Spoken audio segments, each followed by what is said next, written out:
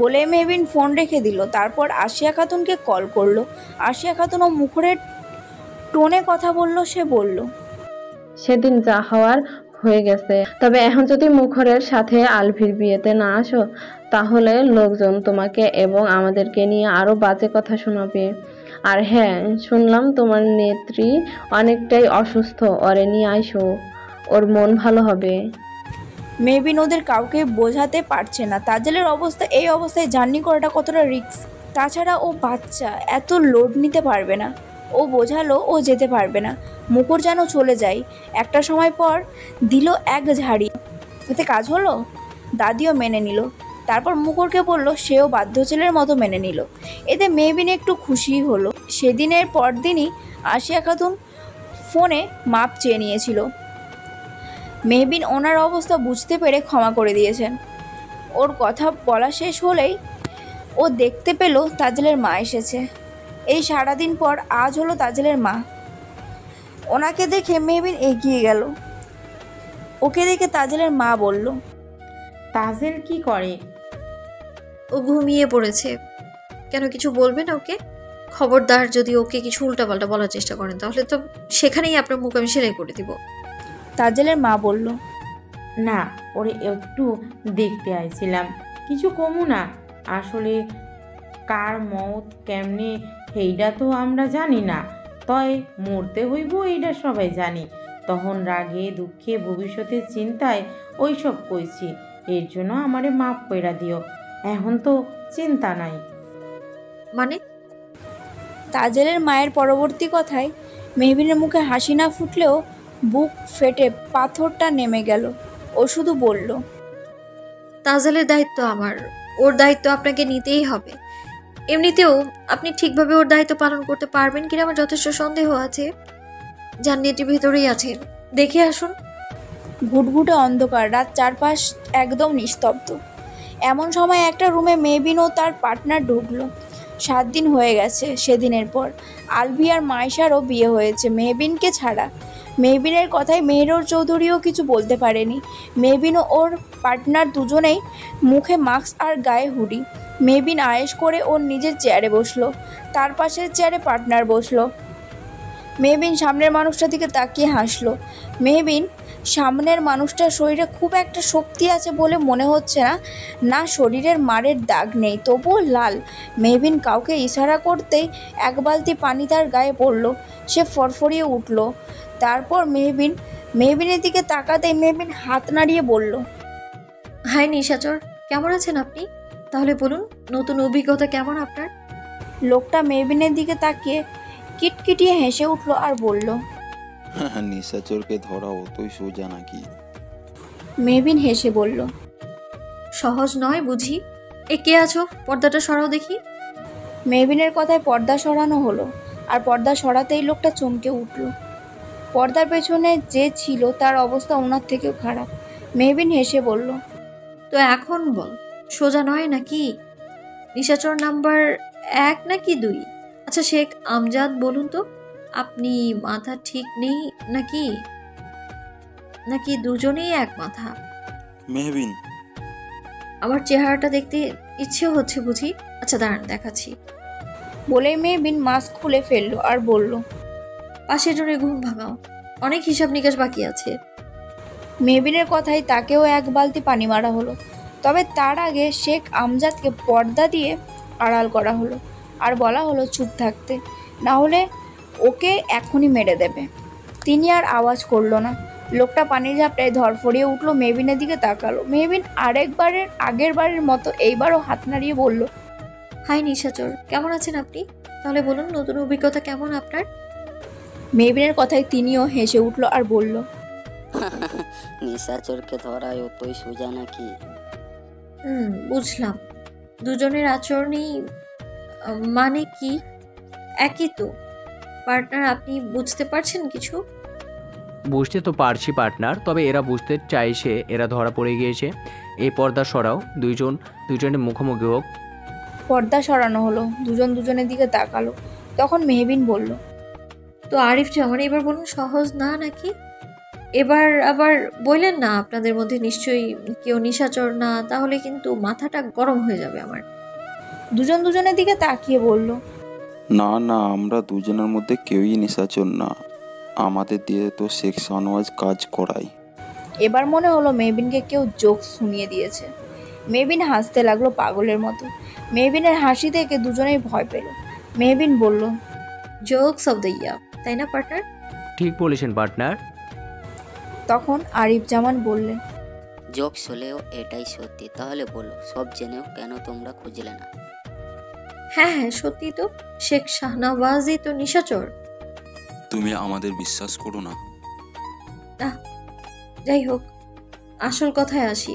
তো দুইজনে বলে ফেলুন তো, আপনাদের মধ্যে নিশাচরকে? না, দুজনে মিলেই একজন নিশাচর। একজন ডক্টর, অপরজন বিজনেসম্যান। দুজনের মাথায় যখন একসাথে হবে তখন তো লাভ হতেই হবে, তাই না? তবে আমি বুঝতে পারলাম না দুজনেই একসাথে কেন আমার মিথ্যে বললেন। তার মানে দুজনের মাথা তো একইভাবে চলে, তাই একই রকম উত্তর। মেহবিন কঠোর কথায় দুজনেই থমে গেল। তারা কিছু বলছে না। তখন মেহবিনে ইশারা করলো, আর সাথে সাথে তাদের শরীরে কারেন্ট লাগলো। এমনিতেই কয়েকদিনের কারেন্ট খেয়ে খেয়ে অবস্থা লাল। নাম শুনলেই ভয় পাই। হয়তো ফোবিয়াও তৈরি হয়েছে। কারেন্ট পেতেই দুজনে চিৎকার করে উঠল। বলছি। অতপর নাম্বার শেখ আমজাদের নামে করা, অথচ কথা বলেন আরিফ জামান, যদিও ভয়েস চেঞ্জার দিয়ে। যদিও আমি আপনাদের দুজনের মধ্যে প্রথমে শেখ আমজাদকেই ভেবেছিলাম, তবে মগজের ধোলাই করে কল লিস্ট চেক করতেই ধরা পড়ে গেলেন দ্য গ্রেট নিশাচর। মানে দুজনই এই সিম ব্যবহার করতেন আর ভয়েস চেঞ্জার করেছেন যেন যেই কথা বলুক না কেন সবার সেম মনে হবে যে একজনই করেছে। মানে নিশাচর সবার কাছে একজনই, কিন্তু মূলত নিশাচর একটা না, দুটো। দুইজনেরই বাইরের দুনিয়ার কাছে আলাদা পরিচয় আছে। দুজনেই সময় মতো একই সাথে করতে পারবে না বলে এটা করেছেন। আর দুজন যেহেতু একসাথে রাজা হতে পারে না, তাই একজনের নাম দিয়ে রাজা হয়েছেন। আপনাদের বুদ্ধির তারিফ করতে হয়। তো এখন বলুন তো, বলে ফেলুন এখন, শেখ আমজাদ ও আরিফ জামান থেকে নিশাচর হওয়ার গল্প। মেহবিনের কথাই শেখ আমজাদ বলতে লাগলেন, যেহেতু সব জেনেই ফেলেছেন, তাহলে লুকিয়ে কী লাভ? আমি সেই বংশের ছেলে হয়েও আমার বাবা একজন কৃষক ছিল। তার পড়াশোনা ভালো লাগতো না, তাই তার পড়াশোনার প্রতি আগ্রহ ছিল না। অথচ কাকা শেখ শাহনওয়াজ ছিল শিক্ষিত মানুষ। তার পড়াশোনার প্রতি আগ্রহ দেখে দাদা ওনাকে ঢাকায় পড়িয়ে শিক্ষিকা করেছিলেন। কিন্তু কাকা যখন শিক্ষক হয়ে প্রথম চাকরি আর ব্যবসা করে অনেক আয় উন্নতি করলো, তখন দাদা মারা গেল। দাদা তো আগে মারা গিয়েছিলেন। আমার বাবা কৃষক দেখে আমাদের সাথে থাকা সেটা কাকার পছন্দ ছিল না, তাই তিনি কাকাকে আলাদা হতে বলেন আর কাকাও আলাদা হয়ে যায়। এই শেখ বাড়িটা দাদার বাবা বানিয়েছিলেন। সেই জমিদার ছিলেন। এরপর একা দাদা ছিলেন। সেই সুবাদে আমার বাবা ও কাকা বাড়িটা সমান ভাগিদার। বাড়ি আলাদা হয়ে গেল। তবে যেহেতু কাকারা বেশি টাকা ইনকাম করত, তাই তারা ভালো মন্দ খেত। আর আমাদের বাবা কৃষক ছিল, সেরকম আয় রোজগার আসতো না, তাই আমরা ভালো খাবারও খেতে পেতাম না। এগুলো দেখে আমার খুব রাগ হতো। এক বাড়িতে আছি, তবুও কতটা বসুক দৃশ্য। শাহনওয়াজ কত কিছুই না নতুন দামি দামি জিনিস পেত, আমি শুধু দাঁড়িয়ে দেখতাম। একদিন আমি ওর একটা জিনিস দিয়ে খেলার সময় ওটা ভেঙে যায়, তাই কাকা আমাকে ভীষণ মারে আর বকাবকি করে, আর বাবা মারও আমাকে মারে। তাই মনে মনে পণ করি আমিও একদিন অনেক টাকা মালিক হব। বাবা বুঝতে পেরেছিলেন ওদের এসব ভালো কিছু আমার সহ্য হচ্ছে না, তাই বাবা আরেকটা বাড়ি ছিল, ওখানে উঠে যাই। ওটা টিনের ছিল। আমরা আলাদা হয়ে গেলাম। ওদের প্রতি রাগ আরও বেড়ে গেল। কয়েকদিন বাদে গ্রামে কোরেরা এলো আর সেখানেই কাকা মারা যায়। কি যে খুশি হয়েছিলাম তা বোঝাতে পারবো না। কিন্তু তার পরের দিন বাবা মা দুজনেই করোনায় মারা যায়। তখন আমি এতিম। আমার কথা শুনে শেখ শাহনাজ আমাকে তার কাছে নিয়ে এলো। আমি আর সাহা দুজনে একসাথে বড় হতে লাগলাম। মিথ্যে বলবো না, কাকা কখনো আমাদের মাঝে বড় বৈশুদ্ধ করে, তবে অনেক বিষয়ে তিনি শহরের ব্যাপারে বেশি করতে, যা আমার পছন্দ হতো। সব কিছুর মধ্যে ছোটবেলা কাকির কথা আর মায়ের গুলো আমার ভিতর বড় ক্ষতি সৃষ্টি করেছে। সাহাকে দেখলেই আমার রাগ হতো। ওর জন্য আমার কাকির থেকে মার খেয়েছিলাম আর বাবা মায়ের থেকেও মার খেয়েছিলাম। আমি আর সাহা দুজনেই মেডিকেলে ভর্তি হই। যখন কলেজে পড়ি আমি একটা মেয়েকে পছন্দ করলাম, কিন্তু সেই মেয়েটা সাহাকে পছন্দ করতো। তুমি জানো সেটা কে? সেটা হলো তোমার মা। সাহা ও মেয়েটাকে পছন্দ করতো। ওদের দেখি বুঝতে পারেছিলাম ওরা দুজন দুজনকে চাই। যদি এভাবে হতো থাকতো তাহলে দুজনে বিয়ে নিশ্চিত। তাই আমিও গিয়ে শাহানাকে বলি ছেলের বিয়ে দিতে। আমার কথা শুনে শেখ শাহনাজ আরিফের সাথে বিয়ে ঠিক করলেন, সাহার মতামত না নিয়েই। আমি ভেবেছিলাম মেহেরকে আমি পেয়ে যাব, এই জন্যে মেহেরের বাবার কাছে প্রস্তাবও দিয়েছিলাম, কিন্তু মেহের বিয়ে করতে রাজি নয়, তাই বিয়ে হলো না। এইদিকে পড়াশোনা শেষ, এই জন্য কাকা আমার জন্য মেয়ে দেখলেন। ওনার কাছে ভালো থাকার জন্যে আমি আর না করতে পারলাম না। এইদিকে মেহেরও বিয়ে করলো না, আমার বিয়ে হয়ে গেল।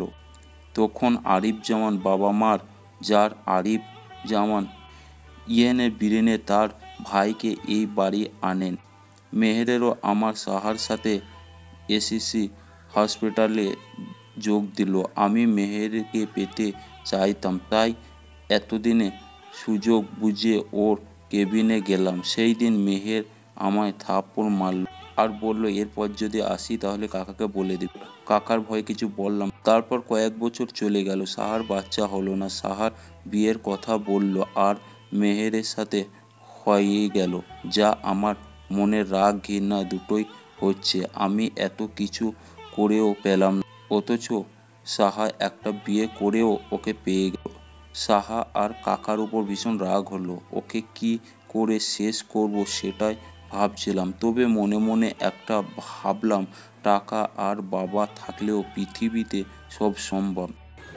এইটুকু শেষ করে তিনি থামলেন। তখন মেহবিন মুচকি হেসে বলল, ঠিক বলেছেন শেখ আমজাদ, টাকা আর বাবা থাকলে সব সম্ভব। তারপর? আমি টাকা কামানোর জন্য রাস্তা খুঁজতে গেলাম অন্য একটা হসপিটালে। আমার সিনিয়র অপারেশনের জন্যে আমায় ওনার সাথে নিল, কিন্তু আমি জানতাম না অধিকভাব উনি কারোর হার্ট পেশেন্টের গায়ে দিচ্ছে। পরে আমি জানতে পারলাম আমি ওর সাথে কথা বলে গেলেই উনি বিষয়টা জানান আর বলেন এ কথা ওনাকে জানালে আমাকে ফাঁসিয়ে দেবে। উনি অফার দেয় আমি যদি এভাবে কাজ করি তাহলে আমি টাকা পাবো। টাকার জন্য আমি এই লাইনে আসি আর তার কিছুদিন পরই জানতে পারি অর্গনের ব্যবসার অফারেরও রয়েছে। এরপর থেকে আমাদের এই ব্যবসা শুরু হয় কাজ। আমরা দুজন যেহেতু দুজনেরকেই চিনি খুব ভালো করেই কাজ আমার বসে নিজেই পারি। তিনি অনেক প্রাইভেট জায়গা আমাদের নিয়ে যেতেন, সবার থেকে পরিচয় হলাম, অনেক টাকা আয় হচ্ছিল। মেহের মরার পর শেখ শাহনাজ ডাক্তারি ছেড়ে দিল। আমি এসএস হসপিটালে অনেক পেশেন্টকে ভুল ওষুধ দিয়ে অসুস্থ করতাম, তারা কোমায় চলে যেত। গ্রামের ভেতর হওয়ায় তারা বিষয়টা ভালোভাবে বুঝতে পারত না, এই জন্য কাজটা সহজ হলো। আমি আর আরিফ প্ল্যান করলাম, যেহেতু আমরা দুজন সব কিছু জানি তাহলে আমরাই ব্যবসা করব। দুজনে একসাথে হাত মিলালাম। তবে দুজনা তো রাজা হতে পারে না। তাছাড়া কেউ যাতে কোনোদিন আমাদের ধরতে না পারে, তাই দুজন এক হলাম। হয়ে উঠে সবার ট্র্যাশ নাম দিলাম নিশাচর। যার মাধ্যমে কাজ শিখলাম তারাও পেছনে ফেলে আমরা এগিয়ে গেলাম। তারা কিছুদিন পর সেই সব ধরা পড়ে যায়। আমরা উঁচু পর্যায়ে পৌঁছে দিলাম। বসের সাথে সব কথা আমরা কিনে নিলাম, সাথে আরও মানুষ যুক্ত করলাম। কিছুজন আমাদের গ্রামে হসপিটালের ওনার অগ্নুপাচারে সন্দেহ করছিল, তাই ওনার থেকে শাহানাকে বলে এসএস হসপিটালে ঢাকায় শিফট করলাম, যাতে আমাদের সন্দেহ তালিকা থেকে বাদ পড়ি। সরকারি হসপিটাল হলো। বাবুলকে রাখলাম কাজে। ও ভুল ঔষধ দিয়ে আমাদের হসপিটালে লোক পাঠাতো। হসপিটাল থেকে আমরাই মেরে ফেলতাম আর অগ্নি নিতাম। আমাদের গ্রামে যত মেয়ে ধর্ষণ হতো সব আমরা করতাম। সাহাকে আমি বলেছিলাম গোসলের জন্যে লোক রেখে দিতে, সে তাই করলো। আমরা তাদের টাকা রাখিয়ে দেওয়ার জন্য দলে নিলাম। নূপুরের বাবা সহ আমরা অনেক হসপিটাল আর ডক্টর নিয়েছিলাম। তোমার আগে যে ছিল সে ডক্টর বাবুলের সাথে আমাকে দেখে নিয়েছিল, তাই তাকে মারতে হলো। এইভাবে আরও কয়েকজন মরেছে। আমাদের কাজ তারাই, ওনা নেই। সব শুনে মেহবিনের হাত শক্ত হয়ে গেল। ইচ্ছে তো করছে কুচি কুচি করে কেটে তাদের কেটে ফেলতে, কিন্তু এই মুহূর্তে মাথা গরম করা চলবে না। ও শান্ত স্বরে বলল, শেখ আমজাদের থেকে তো সব শোনা হলো, তো আরিফ জামান, আপনি বলুন আমার মা কি ক্ষতি করেছিল যে তাকে এই দুনিয়া ছাড়তে হলো? আর আমিই বা আপনাদের কি ক্ষতি করেছিলাম যে আমাকেও দুনিয়া থেকে উঠিয়ে দিতে চেয়েছিলেন? আরিফ জামান বললেন, আমার বোন তোমার মাকে আর তোমাকে সহ্য করতো না। আরিফা সাহাকে অনেক ভালোবাসতো, কিন্তু একটা সন্তানের আশায় তোমার মাকে বিয়ে করলো। তবে তোমার বাবা আমার বোনকে ফেলে তাকে বেশি সময় দিত। আমার বোনের চোখের সামনে তোমার মাকে নিয়ে রাত কাটাতো, সেটা ওর সহ্য হয়নি। আর তুমি বড্ড দুরন্ত, আর তোমার মায়ের সব থেকে প্রিয় ছিলে বলে তোমাকে তার সহ্য হতো না। আমার কাছে আবদার করে তাকে সরিয়ে ফেলতে, তাই এসব করেছি। আর ওকে বলেছি নিশাচর নামে কেউ আছে, সে যেন কাজ খুব ভালো করে তার সাথে কথা বলে তোমাদের খতম করে ফেল। আর তোমাকেও করতে চেয়েছিলাম, কিন্তু তুমি কুসুমের হাত থেকে পালিয়ে যাও। তার মানে আরিফ জামান জানে না নিশাচর কে?